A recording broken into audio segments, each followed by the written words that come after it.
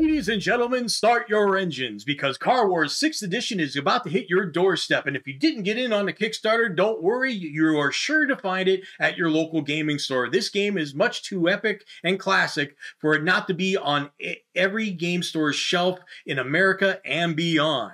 Okay, and when it hits this guy's doorstep, you can rest assured I'm going to be hitting the pedal to the metal because I'm going to be cracking open everything for the new version, which I own everything for, and the old version, which I own everything for, and I am going to play them both and get a fresh idea of the differences between both games. Does one do something better than the other? Does one appeal to more of a crowd than the other? I suspect that. But nonetheless, I am really willing to take upon that challenge gleefully.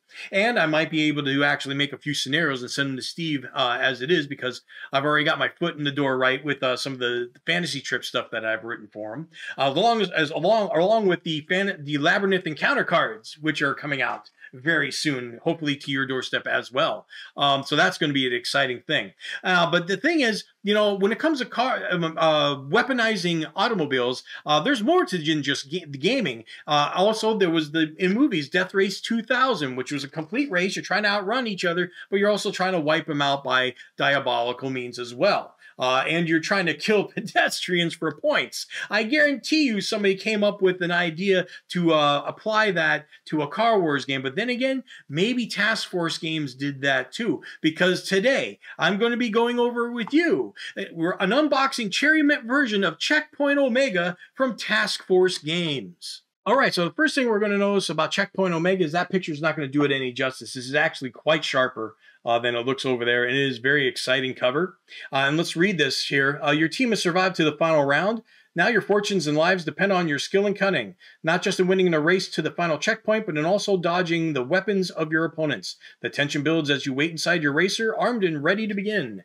And even though that sounds exactly obvious what this game is about, as a marketer, I can tell you, you have to spell it out for people. Even if the cover says it in picture, you got to say it in words, because if you don't tell them exactly what it's about, so it's going to shy some people away.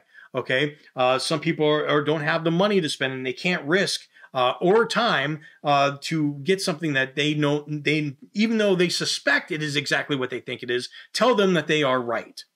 So you got to do it, no doubt. Now, another thing is, this is designed by Larry Sims, as it says on the back here, and I recognize that game from Metagaming. Okay, so and I know these are Texas boys as well, so the question has to be asked. You know, did anybody make a map of the explosion of metagaming, implosion, call it what you will, and do a diagram of where everybody went and what they did? It's pretty interesting. So anyway, let's take a look at the game.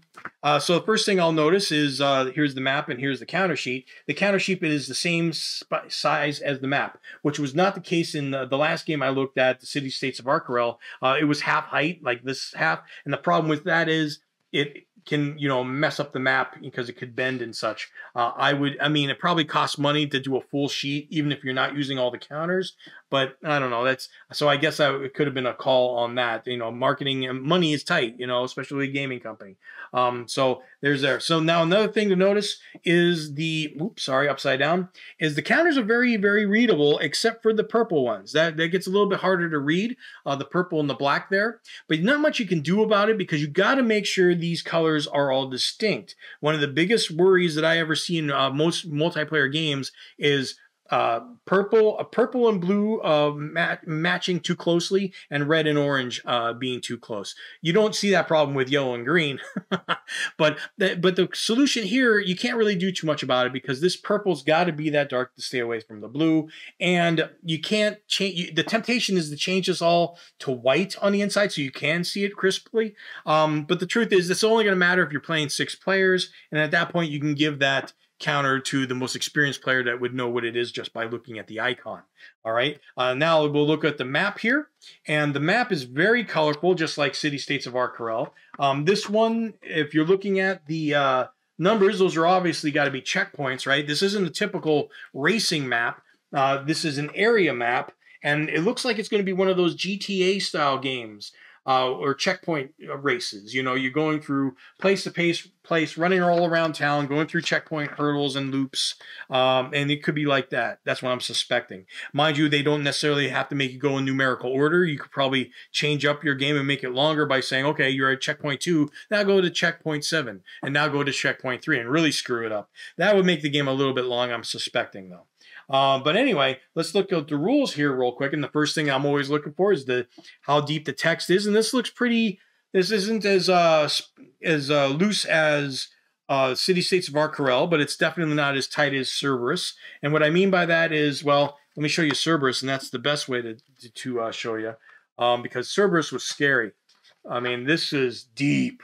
I mean, there's a lot going on, and it was 24 pages. There's some investment into that game, just for a small game. But this one doesn't look too bad. It looks a little bit more tighter, I mean, in-depth than City States of Arcorel, and it definitely has vehicles construction costs. So part of my thought also is, why did they come out with this when Car Wars was so popular at the time? You'd have to wonder about that. Now, if you've ever seen other, you know, it happens in everything. Like if you've seen a movie like the Hunger Games, obviously you've seen probably other movies that came out shortly thereafter because of its popularity, like the Hunger Strikes or the blank games, the this games, the that games. They're tag-alongs, they're piggybacks. All right, and so it's not really surprising. And of course, the thing is, Task Force games, you know, they're Texas boys, just like, you know, I'm not suspecting any ill will necessarily. They just wanted to come up with their own game, maybe. Who knows? I'm not quite sure. I don't know if this was a throw in the face to Steve Jackson or a right hook or whatever it was. But anyway, guys, that is the, I'll look more at the game as I go, but this looks like it's a good forerunner. Right now, it looks like from the games that I've opened Cerberus, Checkpoint Omega, and City States of Arcorel. I think City States of Arcorel is still going to be number 1, but this is going to be a number 2 at the very least, because I think this one's going to go over real quick and easy for me. Anyway, it's on to the next unboxing video, and I'll see you there.